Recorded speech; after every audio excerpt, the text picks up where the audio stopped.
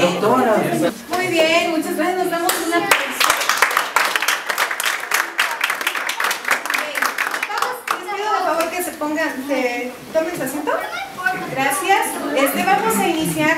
Les pido que por favor dejen su cuaderno, pongamos atención aquí, y por eso pedí hace rato que nos diéramos un abrazo, porque estos espacios, y quiero aprovechar también para reconocer el gran trabajo que ha hecho la doctora Gemma como mamá, porque en realidad surge ante su necesidad como mamá, ¿sí? Y mucha información de la que ahorita conocemos es gracias a los padres, porque son los verdaderos expertos y son los que verdaderamente conocen a su hijo. Aunque tengamos 5 niños con el mismo diagnóstico, pero cada uno es diferente, y cada uno nos enseña cosas diferentes a los maestros, a la sociedad. Pero ¿qué pasa? ¿Qué tanto estamos informados los maestros y la misma sociedad? Pues me toca hablar a mí sobre la inclusión escolar de alumnos con trastornos del espectro autista. Decía hace rato, inclusión ahorita es como que esa palabrita, como que el boom ahorita a nivel mundial, y efectivamente tiene sus connotaciones y antecedentes desde a nivel mundial, porque también depende de cómo lo entendemos. Y bueno, fíjense que antes, digo, pues yo también como maestra, pues ando confundida y nadie me dice, pues es lo mismo, diferente. Cuando pasamos en educación de integración e inclusión, a lo mejor el documento está en escrito, pero en la práctica, ¿qué hacemos? Entonces, digo, bueno, pues vamos a ver desde qué significa en el diccionario de la Real Academia Española. Así es que integración dice que es integrar algo para construir un todo. Es como integra una parte que falta y forma un todo. Incluir es conexión de alguien con otra persona, pero también es juntar, agrupar, unir, congregar personas, como ahorita nosotros formamos un grupo y estamos todos. Si todo esto ha tenido su trascendencia, entonces hablamos desde las políticas internacionales y hablamos que surge desde el 90 con la Conferencia Internacional en Yongtan, Tailandia, de Educación para Todos. Ya empezábamos a hablar ahí de educación para todos. 94 y hablamos del acceso y la calidad, y sobre la conferencia sobre las necesidades educativas especiales, que es ahí cuando empieza a surgir el concepto, y es ahí también cuando empieza la reorientación y empiezan a surgir algunas políticas educativas en varios países, y dentro de ellos México. Y en México se empieza a implementar un proyecto de integración educativa. Primero surge con proyecto, ahora ya es un programa nacional. Pues estas fueron las 6 líneas estratégicas que en este programa mesoamericano Plan de Acción Internacional desarrollaron y del cual participó México, y se hablaba aquí de crear una conciencia sobre la educación inclusiva, que ahí surge esto, desarrollo de un currículo inclusivo, leyes, políticas, normativas y procedimientos, el financiamiento y la participación de la familia y la comunidad. Creo que nos hace falta también esa sensibilidad de ver y considerar a la persona como es, una persona. Y aquí empieza lo importante también de que la importancia de tener el vínculo escuela-familia, sobre todo con los padres de familia. Y bueno, retomando otra vez lo del concepto de integración educativa e inclusión, pues precisamente en el 2002 es cuando empieza y ya se reorienta el Programa Nacional de Fortalecimiento de la Educación Especial y de la Integración Educativa. Y es entonces aquí cuando ya define qué es la integración educativa. Y aquí nos dice que es un proceso que plantea que los niños, las niñas y los jóvenes con necesidades educativas especiales asociadas con alguna discapacidad, aptitudes sobresalientes u otros factores, estudien en aulas y escuelas regulares, con los apoyos necesarios para que gocen de los propósitos generales de la educación. Ahora, hay otros aportes acá, integración e inclusión. Cuando surge esto de la integración, también los que han estado dentro de la educación especial han de recordar que antes que viniera esto de la integración, el modelo de atención era más médico-rehabilitatorio. En integración hablamos más desde una perspectiva educativa, tratamiento educativo. Pero su énfasis era en las personas o los alumnos con discapacidad. Ahora inclusión es un modelo social. Un modelo social en donde se le apuesta a una educación de calidad pero para la atención de la diversidad de todos, y no nada más a los alumnos con discapacidad, sino aquí involucra a todos, raza, religión, lo que comentaba hace un momento, ¿sí? Pero fíjense que tiene muchas similitudes. Y como es un juego de conceptos y que si no tenemos claro uno, y vamos a ver, sí, ya sé de qué me hablas, o sea, cuando ya sabemos a qué se refiere cada uno, ya dijimos, no, pues sí, ya sé que necesidades específicas ahora en inclusión es esto, y en integración es esto. Entonces, necesidades específicas nos dice también, depende del contexto y de la atención educativa. Acá también hablábamos de eso, porque decíamos que las necesidades estaban asociadas también o al contexto escolar o a la familia. Y también hablamos de que las necesidades específicas son temporales o permanentes. También el concepto de necesidades educativas especiales decía pueden ser temporales o permanentes. Y con las adecuaciones, los ajustes razonables ahora en inclusión nos dice que son modificaciones o adaptaciones necesarias y adecuadas. Aquí estamos hablando de adecuación también. Cada país lo interpreta y a la vez define sus acciones, pero en México, ¿qué pasa en México? Digo que así como ahorita está pintado el mapa, así a veces estamos los maestros. Nos hablan de un concepto, nos hablan de otro, pero no nos han dejado claro y cómo es en la práctica. Entonces, ¿qué conceptos utilizamos? Hablamos de necesidades educativas especiales, sí lo seguimos hablando porque están en las normas de inscripción, acreditación, certificación. ¿Sí? Hablamos de propuesta curricular adaptada y ahí se completan las adecuaciones curriculares. Pero también dentro de nuestros programas hablamos de barreras para el aprendizaje y la participación. Todos tenemos fortalezas y debilidades. No por el simple hecho de tener autismo y discapacidad va a tener puros problemas. No, hay que ver qué fortalezas también tienen nuestros alumnos. Entonces quiero empezar con eso y vuelvo al concepto que comentaba hace un momento, el concepto de necesidades educativas especiales.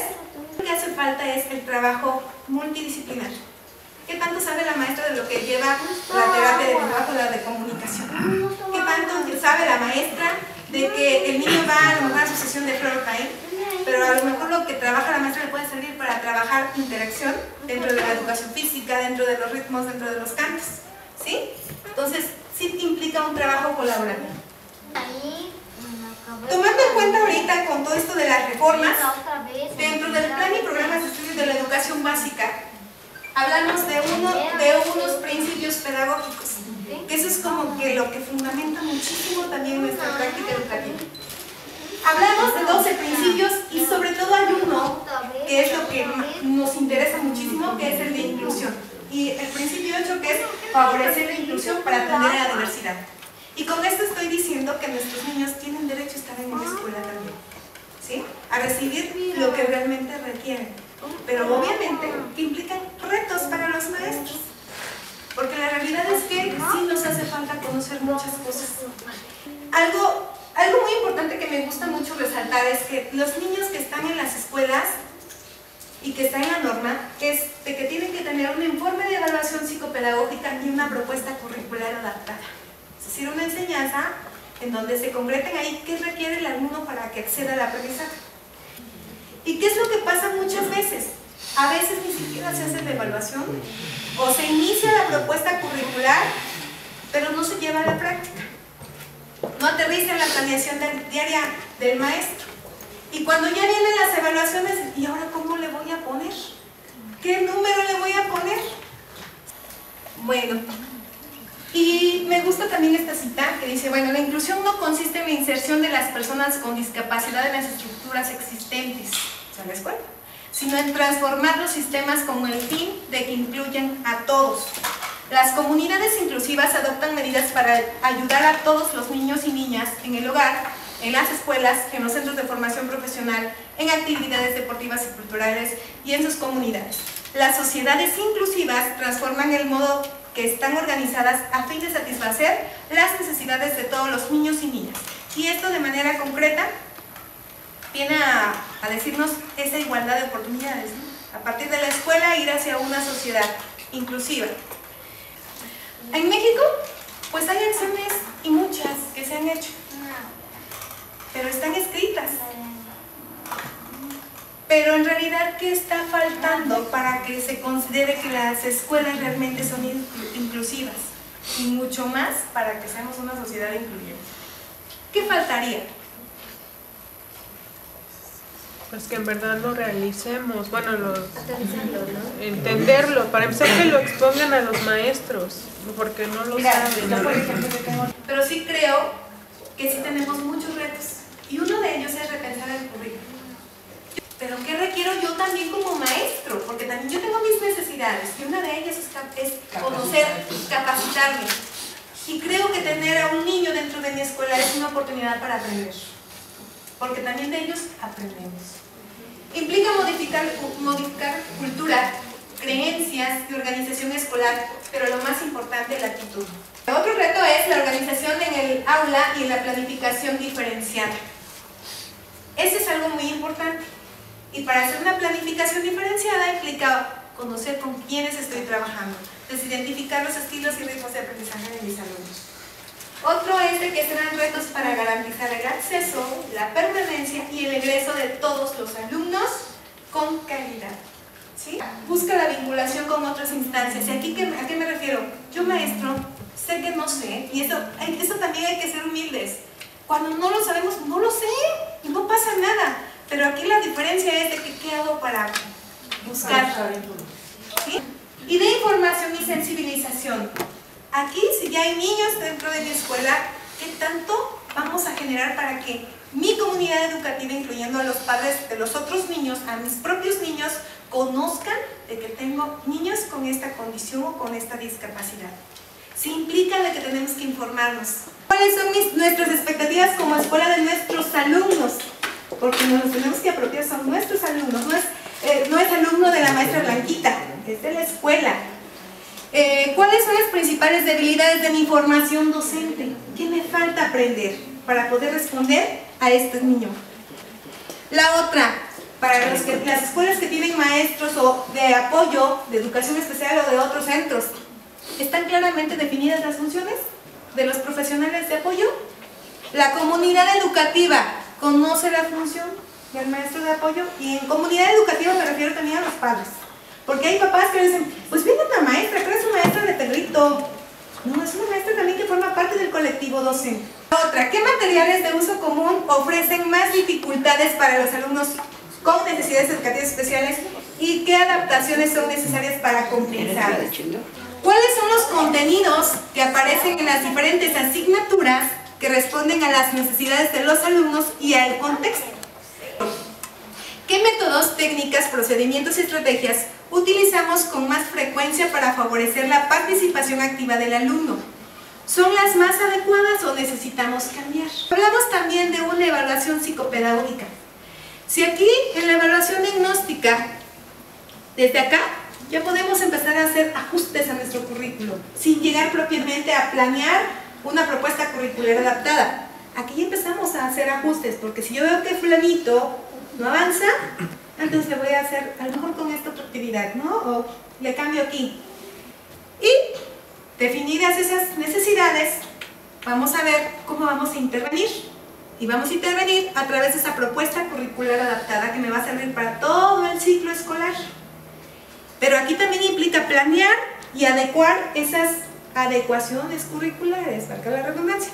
Algo que me encanta, que ese es otro documento que editó la SEP en el 2006, en el Programa Nacional, y son las orientaciones generales para el funcionamiento de los servicios de la educación especial.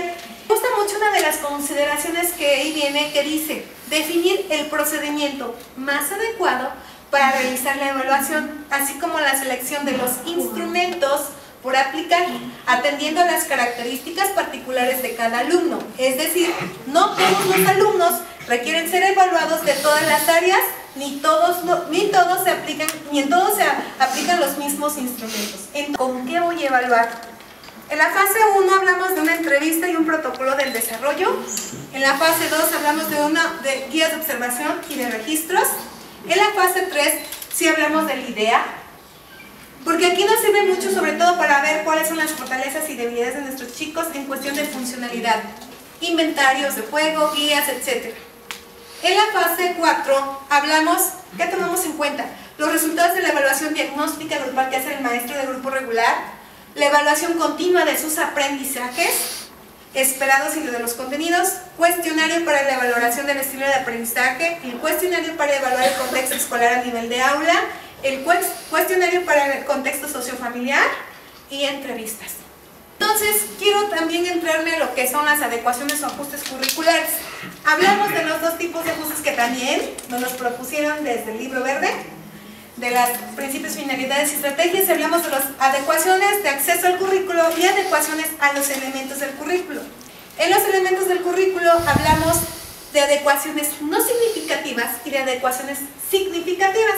En las no significativas hablamos de cuando la maestra empieza a hacer ajustes a sus métodos de enseñanza sin que implique modificar los aprendizajes esperados que nos dice el programa o el programa de grado que el niño está cursando.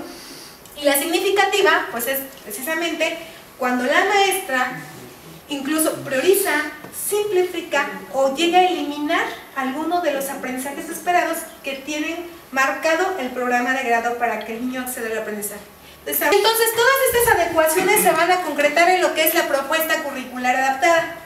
Y algo que sí quiero decir también, en las normas de control escolar, y que sí les pido a los papás que las bajen de internet y que las lean. Entonces, la propuesta curricular adaptada viene a especificar aquí los apoyos y los recursos para lograr la participación del alumno en el aprendizaje.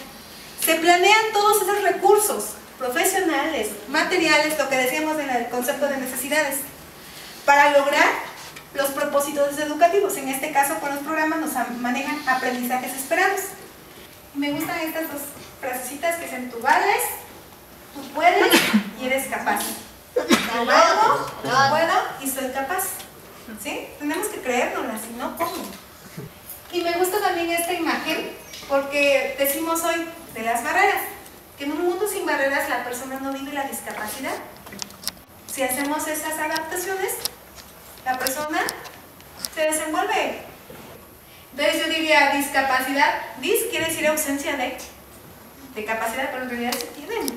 Todos tenemos capacidades, todos tenemos fortalezas, todos tenemos debilidades. Y lo normal es ser diferente. Entonces, ninguno, insisto, lo que estamos aquí, somos especialistas. Nosotros somos aprendices y cada niño nos va enseñando cosas diferentes. Muchas gracias.